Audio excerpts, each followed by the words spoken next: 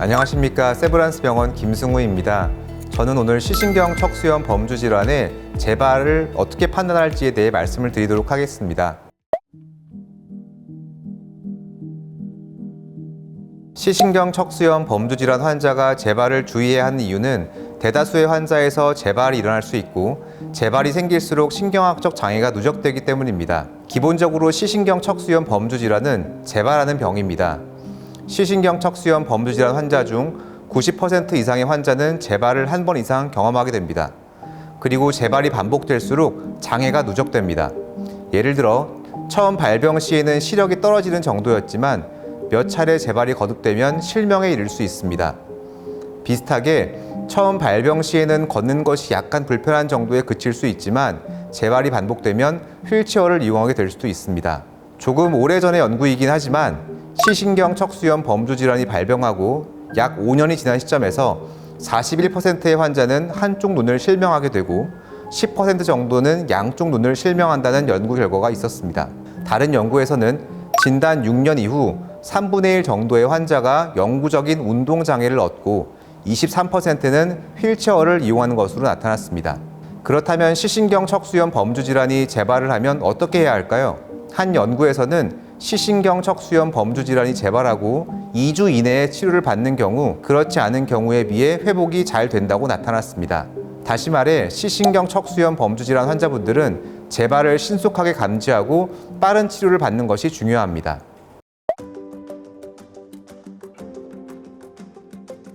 많은 환자분들께서 질문하시는 것 중에 하나는 제가 재발한 것인지 어떻게 판단하나요? 라는 것입니다. 환자분들께서도 시신경 척수염 범주 질환이 재발하는 병이라는 것을 알고 계시기 때문에 많은 환자분들께서 재발에 대한 걱정과 두려움을 가지고 계십니다. 그리고 실제로 몸에서 어떤 변화가 느껴지면 재발을 한 것이 아닌지 굉장히 걱정을 하시게 됩니다.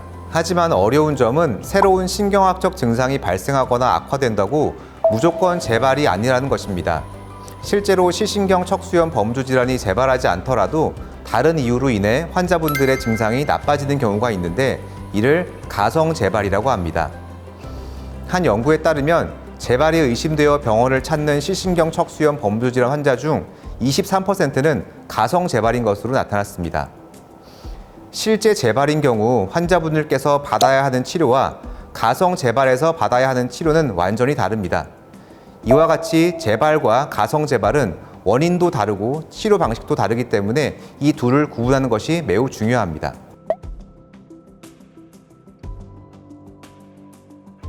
재발은 중추신경계, 다시 말해 뇌, 척수 아니면 시신경에 염증이 생기면서 새로운 신경학적 증상이 발생하거나 기존에 있던 신경학적 증상이 악화되는 것을 의미합니다. 시신경 척수염 범주 질환의 재발은 몇 가지 특징적인 패턴을 따릅니다.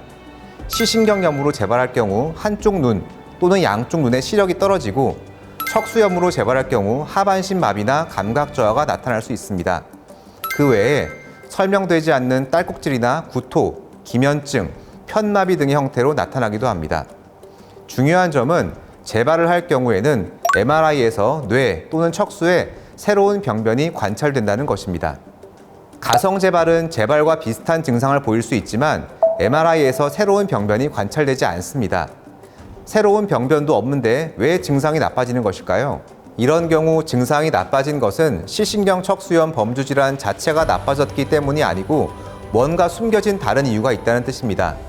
그리고 그 다른 원인에 대한 적절한 치료가 이루어지면 증상이 다시 좋아질 수도 있습니다. 따라서 재발과 가성 재발을 감별할 때 가장 중요한 것은 MRI에서 새로운 병변이 관찰되는가 하는 것입니다. 그렇기 때문에 환자분들께서 재발에 의심되어 병원을 방문하시게 되면 아마 가장 먼저 의심되는 부위에 MRI부터 찍으실 것입니다.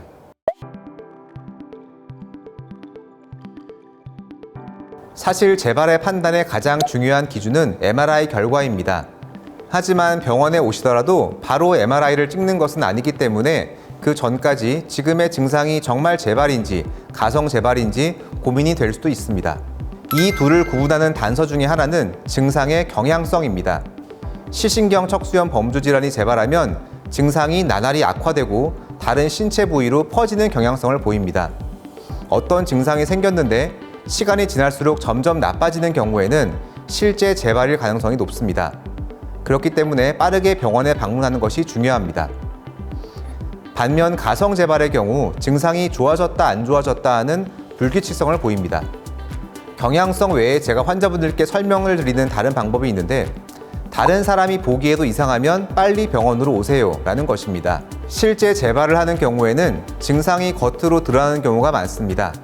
잘 걷던 사람이 절뚝거리며 걷거나 한쪽 눈이 안 보여서 허둥거리거나 사시가 생기거나 얼굴 마비가 생기면 주변의 가족이나 직장 동료가 눈치를 채는 경우가 많습니다. 이런 경우 실제 재발이 상당히 의심된다고 볼 수 있습니다. 특히 이런 증상이 처음 경험하는 증상일 경우에는 더더욱 재발을 의심해야 합니다. 반면 나만 느끼는 증상인 경우에는 가성 재발일 가능성도 있습니다. 그리고 기존에 있던 증상이 조금 나빠진 것이라면 더욱 가성 재발일 수 있습니다.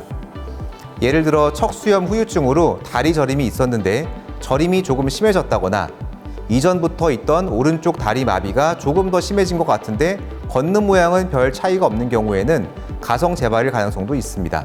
하지만 증상만으로 재발과 가성 재발을 구분하는 것은 당연히 한계가 있습니다. 한 연구에 따르면 실제 재발과 가성 재발을 구분할 수 있는 증상은 시력 감소가 유일했습니다. 힘 빠짐, 감각 저하, 대소변 장애 같은 증상들로는 재발과 가성 재발을 구별하기 어려웠습니다. 따라서 재발에 의심되는 경우에는 MRI를 찍어야 할지 반드시 주치의와 상의하는 것이 필요합니다.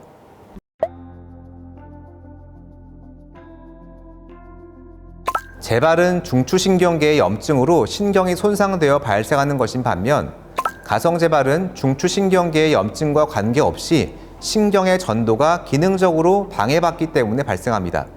신경을 자동차가 다니는 도로에 비유해 설명을 드려보겠습니다.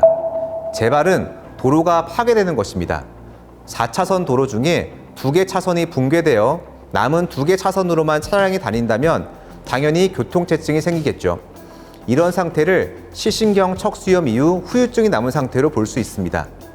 이 상태에서 시신경 척수염 범주 질환이 또 재발한다는 것은 차선이 더 줄어든다는 뜻입니다. 남은 차선 2개 중 1개가 더 파괴되면 당연히 정체가 더 심해질 것입니다.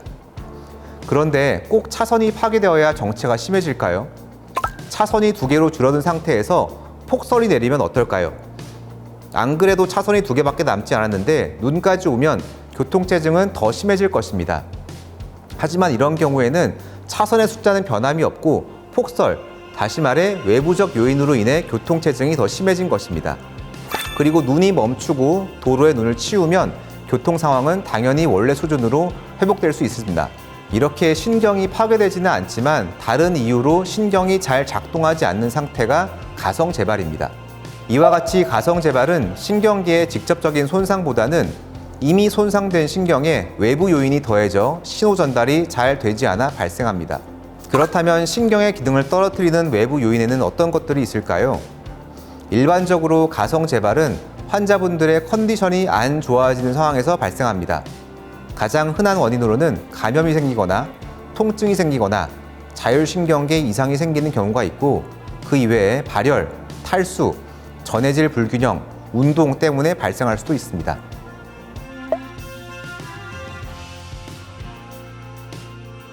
재발과 가성재발은 치료가 완전히 다릅니다. 앞서 말씀드린 바와 같이 재발을 해서 도로가 파괴되는 경우에는 도로를 빠르게 복구하는 치료가 필요하고 폭설과 같은 외부 요인으로 가성재발이 발생한 경우에는 빠르게 눈을 치우는 대응이 필요합니다. 그리고 눈을 잘 치우면 교통 상황이 개선될 수 있는 것처럼 가성재발의 경우 원인을 제거하면 증상이 완화되기 때문에 이 둘을 감별하는 것은 굉장히 중요합니다. 가성재발인 환자에서 스테로이드 치료를 하거나 혈장 교환술을 하는 것은 불필요한 치료를 하는 것이고 오히려 치료에 따른 부작용만 가져올 수 있습니다. 그리고 가성재발의 원인에 대한 치료도 지연될 수 있습니다. 반면 실제 재발인 환자를 가성재발로 판단하여 면역 치료가 지연될 경우 치료의 적기를 놓칠 수 있습니다. 따라서 재발과 가성재발을 정확히 감별하고 원인에 맞는 적절한 치료를 하는 것은 증상을 빠르게 개선하고 불필요한 부작용을 줄이는 데 필수적입니다. 지금까지 재발과 가성재발을 구분하는 방법에 대해 말씀드렸습니다. 사실 제가 말씀드리긴 했지만 의사 입장에서도 재발과 가성 재발을 구분하는 것은 매우 어렵습니다. 당연히 환자분들께서도 이 둘을 구분하는 게 쉽지 않을 것입니다. 이런 경우 혼자 고민하지 마시고 언제든 의료진에게 도움을 요청하시기 바랍니다. 의료진은 여러분께 항상 상담할 준비가 되어 있습니다. 감사합니다.